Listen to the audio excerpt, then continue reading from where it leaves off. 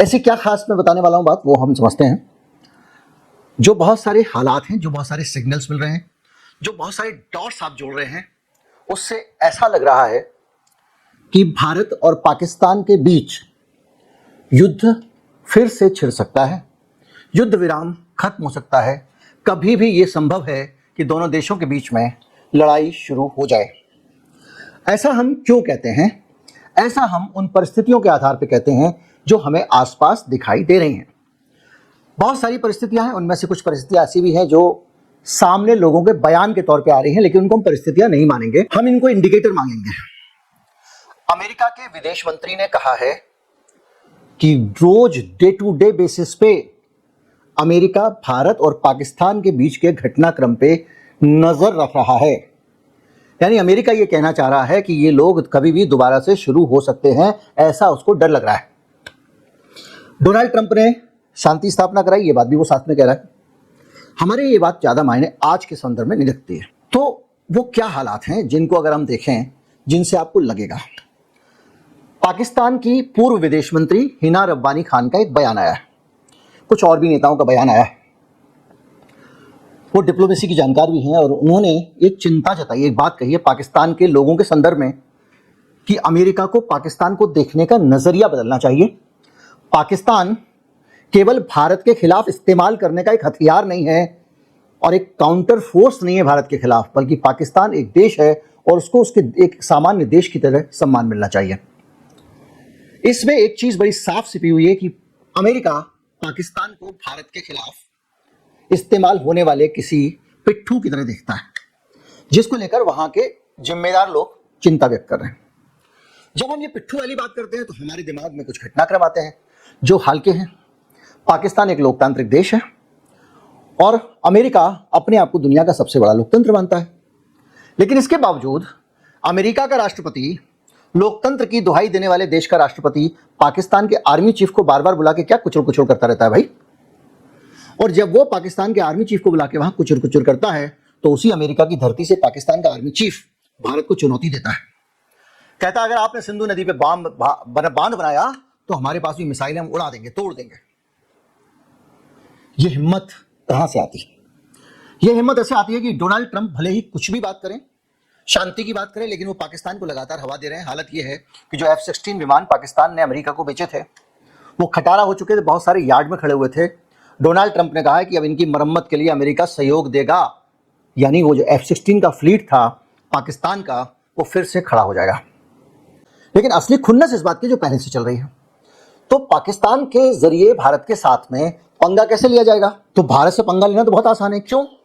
क्योंकि हमारी बड़बोली सरकार ने कुछ पहले से ही ऐसे काम करके रखती है। जैसे ऑपरेशन सिंदूर अभी जारी है।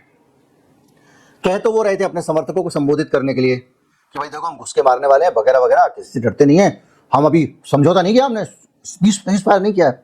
और उससे भी बड़ी बात ये कि आपने जिस पहलगाम को ग्राउंड बनाकर पाकिस्तान के अंदर घुस के मिसाइलें चलाई, हवाई जहाज चलाए, जो भी किया, ड्रोन चलाए, वो परिस्थिति अगर दोबारा से आई तो आपने ये कहा कि अब अगर कोई कहेगा तो हम ऐसे ही घुस के मारेंगे और आतंकवादियों को सजा देने में हम सक्षम हैं। तो पाकिस्तान जब हमारे देश में आतंकवादी हमले करवाता है तो ये तो पाकिस्तान के हाथ में, जब चाहे वो हमसे युद्ध करे। अगर फिर 4 आतंकवादी घुसा देगा, फिर वो कुछ ऐसा कर देंगे तो भारत तो मजबूर हो जाएगा युद्ध करने के लिए। तो एक तरह से आप बारूद के मुहाने पे खड़े ही है ना। तो क्या भारत को इस बारे में नहीं पता है कि अमेरिका ऐसे सपने पाल रहा है? क्या भारत को नहीं पता है कि इस तरह के तनाव से, लेकिन बात यह है कि उसमें भारत का नहीं, कुछ नेताओं का भी लाभ है। क्या लाभ है? मोदी जी की और भारतीय जनता पार्टी की पूरी नीति राष्ट्रवाद और उग्र राष्ट्रवाद पे आधारित है। जितना पाकिस्तान से झगड़ा उतनी मजबूत राजनीति, यानी पाकिस्तान के साथ में संबंध खराब होने में ही बोनस है भारतीय जनता पार्टी के पास, उनकी हिंदुत्व की राजनीति के पास। इससे तो कोई इनकार नहीं कर सकता। और आज की परिस्थितियों में वैसे भी मोदी जी, ये जो सीज फायर हुआ है ऑपरेशन सिंदूर के बाद, ये तो इनकी साख के लिए अच्छा नहीं हुआ है, क्योंकि इनके जो उग्र लोग हैं पीछे बैठे हुए, मारो मारो चिल्लाने वाली भीड़ है वक्तों की, व्हाट्सएप अंगूठा गैंग, ये गैंग खुश नहीं हुई सीज फायर से। इतनी जल्दी क्यों कर दिया? अब इस गैंग का अगर दोबारा से विश्वास हासिल करना है तो कुछ बड़ा करना पड़ेगा। आज कुछ तूफानी करते हैं, आ गया दिमाग में, तूफानी कर दिया। तो जो कुछ ऐसी चीजें होंगी पॉलिटिकली, किसी पॉलिटिकल पार्टी के फायदे का सौदा है। देखिए, नेता लोग कितना भी राष्ट्रहित वगैरह वगैरह करें, राजनीति में कुर्सी से बड़ा कुछ नहीं होता है। और सबसे ज्यादा कमजोर स्थिति में आज मोदी जी हैं। इतिहास में जब से गुजरात के मुख्यमंत्री बने थे तब से सबसे ज्यादा कमजोर हालत में उनकी गद्दी है, सिंहासन है, सीट है। बिहार के चुनाव बहुत मायने रख रहे हैं और वो घिरते जा रहे हैं। और अभी चुनाव का आपने देख लिया, ज्ञानेश कुमार वाले मामले में लगातार ज्ञानेश कुमार ने तो जैसे मिशन के तहत ऐसे ऐसे काम किए हैं कि मोदी जी की जो रही सही है वो बेइज्जती भी खराब हो जाए, बेइज्जती खराब हो जाए। तो अगर ऐसा कुछ होता है तो जाहिर बात है, लेकिन देश एक पॉलिटिशियन नहीं चलाता। इस देश के बहुत सारा सिस्टम है, ब्यूरोक्रेसी है, बहुत सारे एक्सपर्ट्स हैं, वो सब मिलके काम करते हैं और उसमें बहुत सारे ऐसे हैं जिनकी निष्ठाएं संविधान के प्रति है। तो अब हम उस पैटर्न पे आते हैं जो हमको असल में भारत की बातों से नहीं हरकतों से दिखाई दे रहा है, पाकिस्तान की बातों से नहीं हरकतों से दिखाई दे रहा है। भारत ने बड़ी संख्या में डॉलर के बगैर जिंदगी चल सके इसका काम करने पे काम करना शुरू कर दिया, मेहनत करनी शुरू कर दी है। ऐसा क्यों? अगर पाकिस्तान के साथ में तनाव होता है और अमेरिका की सरकार भारत पे प्रतिबंध लगा देती है, जैसे रूस पे लगाए, प्रतिबंध लगाने का मतलब यह है कि कोई भी लेन देन भारत के साथ डॉलर में नहीं कर पाएगा, उसका स्विफ्ट सिस्टम वो लॉक कर देंगे। यानी हमारा विदेशी मुद्रा भंडार डॉलर में कितना भी हो, वो हमारे लिए जिस दिन सैंक्शन लग जाए उस दिन बेकार है। तो ऐसी स्थिति में भारत के काम क्या आएगा? ऐसी स्थिति में भारत के काम सोना आएगा, गोल्ड। जितना सोना हमारे पास होगा, सोना चलता, प्रतिबंधों के बीच में भी आदमी सोना ले लेगा आपसे। तो भारत सरकार ने सोना इकट्ठा करना शुरू कर दिया है। अभी हाल में आरबीआई ने 100 टन सोना खरीदा। इसके अलावा हमारा जो बैंक ऑफ इंग्लैंड में भारत का सोने का खजाना रखा हुआ था, हर देश अपना बैंक ऑफ इंग्लैंड में खजाना सुरक्षित रखता है, उसमें से 1/4 सोना भारत की धरती पर ले आई है ये सरकार, बैंक ऑफ इंग्लैंड से निकाल के। और आगे के लिए भी उनको दिया हुआ है कि अभी हम और निकालेंगे। बैंक ऑफ इंग्लैंड से सोना निकालना आसान नहीं होता, वहां पे लोगों को नंबर लगाने पड़ते हैं। और दुनिया भर के देश, ये ट्रंप के बाद में जो राजनीतिक अस्थिरता आ रही है, सैंक्शन हुए हैं, वो भी अपने अपने जिसको जितना जरूरत है वो सोना निकाल के अपने देश में रख रहा है। तो सोने का हम क्या कर रहे हैं? लोकलाइजेशन कर रहे हैं। क्यों? क्योंकि जब सैंक्शन लगता है तो बैंक ऑफ इंग्लैंड भी मना कर देता है, भैया सोना नहीं मिलेगा तुम्हारा, तुम पे प्रतिबंध है, तो लाके घर में रख लो। यानी मेरी सरकार इकट्ठा करके सोना रख रही है भारत के अंदर, ताकि इमरजेंसी में किसी तरह का कोई ड्रामा ट्रंप करे, क्योंकि वो लगातार कर रहा है रूस से दोस्ती के नाम पे, इसके नाम पे। तो हमारे पास एक मजबूती होनी चाहिए। तो मुझे ऐसा लगता है कि ये सोना इकट्ठा करने का काम इसी से प्रेरित है। इसके अलावा एक और काम हुआ है, एक होता है वोस्त्रो अकाउंट। अंतरराष्ट्रीय जगहों पर हमारे बैंकों की जो ब्रांच हैं उनके अंदर वोस्त्रो अकाउंट खोल दिए गए हैं। इसका मतलब यह है कि कुछ देश अगर चाहें तो भारत से रुपए में कारोबार कर सकते हैं, रुपए देकर हमसे चीजें खरीद सकते हैं, और वो कोई चीज हमको बेचना चाहें तो रुपए में बेच सकते हैं। लेकिन रुपए में बेचेंगे तो उस रुपए को चलाएंगे कहां? मान लो उन्होंने हमको 5 रुपए का एक लोटा बेच दिया, अब वो 5 रुपए के लोटे को कहां लेके जाएंगे? क्योंकि दुनिया में तो डॉलर चल रहा है। तो वो क्या करेंगे? वो 5 रुपए वोस्त्रो अकाउंट में रखे रहेंगे।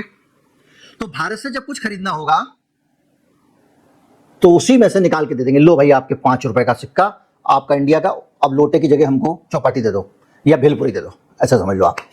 सरल तरीके से वोस्त्रो अकाउंट ये होता है। तो दुनिया में बहुत सारी जगहों पे भारत ये सिस्टम बना रहा है कि वो देश अगर चाहें तो रुपए में भी हमसे कारोबार कर सकें। यानी कुछ देश, जैसे रूस ने हमको तेल बेचा, लेकिन उसके वोस्त्रो अकाउंट में इतने पैसे हो गए तो कह रहे हैं हम तो कुछ भारत से खरीदते ही नहीं, इस पैसे का हम करेंगे क्या? तो उसका पैसा सड़ गया एक तरह से, उसका तेल करीब करीब फ्री में आ गया। तो उसने कहा नहीं हमको तो फिर अब वो चाहिए, दिरहम चाहिए, ये चाहिए। उस तरह से उसने करना शुरू कर दिया, सिंगापुरी डॉलर पे लेना शुरू कर दिया। अमेरिका के डॉलर पर प्रतिबंध फिर भी बना रहा। तो भारत का विदेशी मुद्रा भंडार जो होता है वो क्या होता है? हम जिसको फॉरेन रिजर्व्स कहते हैं, वो बेसिकली केवल डॉलर नहीं होते हैं। हमारे पास में जितनी भी संपत्ति है, चाहे हमारी जो दूतावासों की संपत्तियां हैं, किसी देश में हमारा कुछ और हो, वो, इसके अलावा हमारे पास जितना सोना चांदी हीरा है वो और डॉलर, ये मिला के बनता है विदेशी मुद्रा भंडार। यानी जो चीज बाहर निकाल के पैसे ला सकते हो, जिसके बदले में सामान मिल जाए, वो फॉरेन रिजर्व्स हैं। फॉरेन रिजर्व्स का मतलब कागज के डॉलर नहीं है। तो भारत क्या कर रहा है? अपने खजाने में डॉलर कम कर रहा है और सोना बढ़ा रहा है। सोना बढ़ाने का मतलब यह है कि कल के दिन अमेरिका अगर पाकिस्तान के साथ युद्ध होने पे हमारे ऊपर सैंक्शन लगाता है, हमको प्रतिबंधित कर देता है, क्योंकि युद्ध होगा तो इस बात को छोड़ा नहीं जाएगा। तो जैसे रूस पे लगाया, तो ऐसे में हम सरवाइव कैसे करेंगे? और जब सरवाइव करने की बात आती है तो दुनिया में आप अकेले नहीं चल सकते। जिस ट्रंप और अमेरिका के चक्कर में आपने अपने पुराने दोस्तों को दूर कर दिया था, आप देख रहे होंगे कि भारत बहुत बेचैन होकर भाग रहा है। हमारे फटाफट हमारे नेता जा रहे हैं, विदेश मंत्री चले गए चीन में, बात करके आ गए, उधर डोवाल चले गए रूस में, बात करके आ गए, मोदी जी जाने वाले हैं, पुतिन को बुलाया जा रहा है, शी जिनपिंग को बुलाया जा रहा है, दोनों जगह मोदी जी मिलकर आएंगे। तेजी से दिन रात कार्यक्रम चल रहा है रूस के साथ में और चीन के साथ में दोस्ती बनाने का। ट्रंप के साथ क्या बात हुई है, इस पे भी रूस के पुतिन ने मोदी जी से चर्चा की।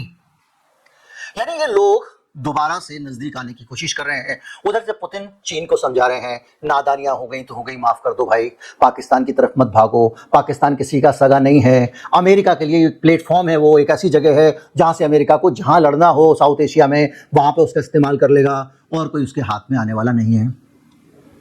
तो ऐसी सिचुएशन में एक अलग तरह का विश्व तैयार हो रहा है।